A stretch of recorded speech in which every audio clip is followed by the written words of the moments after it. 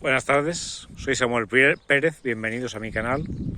Hoy es domingo 19 de junio de 2022 y retransmitiendo desde un paraje de la vila, aquí a la sombra de un árbol, os voy a leer hoy la 10ª entrega de este estudio que estamos haciendo sobre el Apocalipsis,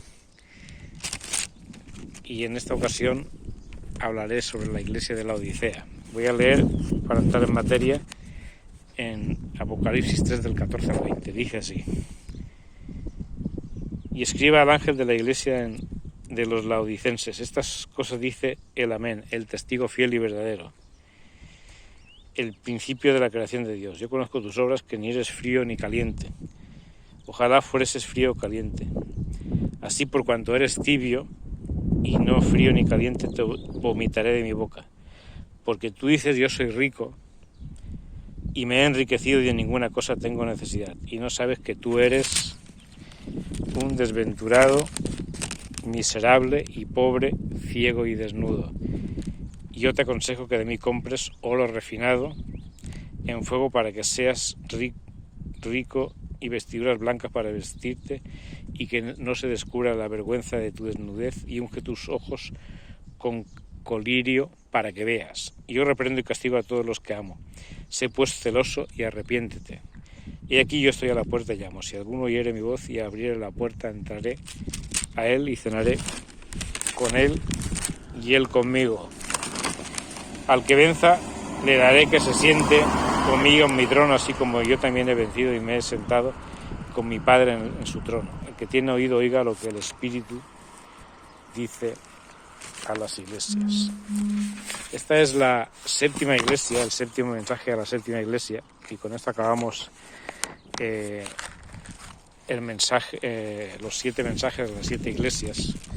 Este mensaje en algún vídeo anterior creo que hemos hecho un resumen, pero nos toca hoy hablar sobre la iglesia de la Odisea, una iglesia situada en Asia, muy cerca de Esmirna y también de Colosas. Haciendo un poco de historia, diremos que la Odisea fue fundada por Antíoco II antes de Cristo, por el 230 por ahí antes de Cristo, llamada así en honor a su esposa Laodice. Fue una próspera ciudad debido a su ubicación en la intersección de 2 importantes rutas. En aquellos días era uno de los centros comerciales más ricos de Asia Menor, además de un famoso centro bancario, por lo tanto una ciudad rica. La ciudad era famosa por sus manufacturas de ropas confeccionadas con lana negra de la región, que era muy brillante. También se enorgullecía de contar con una famosa escuela de medicina, donde se llegó a producir un ungüento con propiedades para curar enfermedades de los oídos y un colirio para las enfermedades de la vista. La ciudad, que se levantaba con muchas y preciosas mansiones, cuyas ruinas todavía son visibles. Y dada la riqueza de la ciudad, sus habitantes se caracterizaban por la búsqueda del placer. Eran personas ricas y tendrían, por lo tanto, tiempo libre, ocio, y buscaban el placer, la autocomplacencia, el disfrutar de la vida. Su problema era el orgullo y la ignorancia, provocados por su autosuficiencia y complacencia. Por esta razón recibió la condenación más severa de todas las que encontramos en estas 7 cartas. Este último párrafo dirigiéndose a la iglesia de la Odisea, que no se encontraban en herejías, pero tenían orgullo y autocomplacencia. Se pensaban que eran ricos y poderosos, pero eran tibios en la fe, la mayoría, y por lo tanto recibieron una dura reprensión de parte del Señor. En esta iglesia vemos que quien habla al ángel. Al ángel, como hemos dicho, venimos diciendo, es el mensajero, el encargado de dar la palabra a la iglesia en cuestión, en este caso la iglesia de la Odisea. Y Jesucristo aquí se presenta como el testigo fiel y verdadero, el principio de la creación de Dios. El testigo fiel y verdadero. Son algunos de los atributos de Jesús, que es fiel, que es verdadero. Y el principio de la creación de Dios, Jesús no fue creado, pero Jesús estuvo en la creación con Dios, en Él y por Él fueron hechos todas las cosas, declara la Biblia. Y dice el Señor aquí, yo conozco tus obras. El Señor lo conoce todo. Él conoce las obras y le dice que no eres frío ni caliente. Ojalá fueses frío o caliente, pero por cuando eres tibio, te vomitaré de mi boca. En la ciudad de la Odisea, a pesar de su riqueza, uno de los problemas que tenían era el abastecimiento de agua. Por medio de un acueducto tenían que traer el agua de unas termas calientes que cuando llegaba a la ciudad estaban ya tibias y probablemente no eran muy bebibles, con lo cual se mezclaba con otra fuente de agua que venían de montes cercanos, también por el acueducto, que eran fríos, pero al llegar a la ciudad se tornaban también tibias. Era por lo tanto un problema, ya que al final bebían agua tibia y no siempre de una gran pureza. Y en el terreno espiritual le dice, ojalá fueses frío o caliente, pero por cuanto eres tibio, te vomitaré de mi boca, hablando de su tibieza espiritual.